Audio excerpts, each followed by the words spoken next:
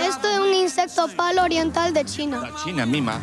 Esto es un escarabajo rinoceronte de Japón. Arrédate, bicho. Es un huevo de mariposa y dentro aquí está el capullo. Pero que xornadas científicas estades a celebrar aquí no Ramón Cabanillas, non? Sí, es muy emocionante.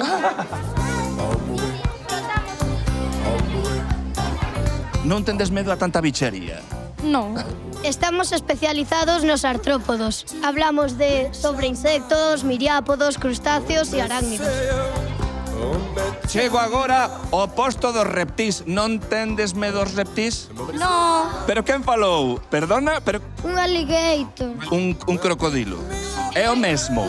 Ah, caimán. Tú cando ves este bicho así, que che desperta? Interés, un pouco de... Asco. A mí no. A ver, espera que che poño cerca. No. No, me mola.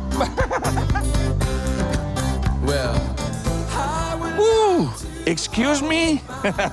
Vexo, ¿esto qué parece? Cohete. O sea, quiero pensar que nesta zona de Santiago de Compostela, ben pegada aquí ao Restollal, van ver algo polos aires? Ou é que... Pode ser.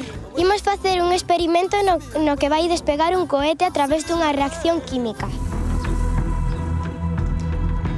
Pero, ¿esto qué é? A ver se vai. Sai uno. Sí, moito aplauso, pero vin caras de tensión. Sí. Sabedes que decimos na casa o da remuda xeracional na ciencia que fan falta máis investimento que para evitar a fuga tamén de grandes valores nosos?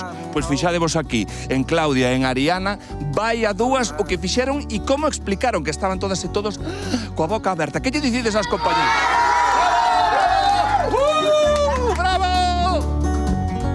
Elas que vemos aquí, xo temos ademais no letrero de arriba, sodes as minicurís. Sí. Credes que na ciencia hai que valorar aínda máis o papel das mulleres? Sí, fai anos as mulleres non podían facer casi nada. Non hai moitos referentes E iso dino elas que teñen un referentazo, fixádevos.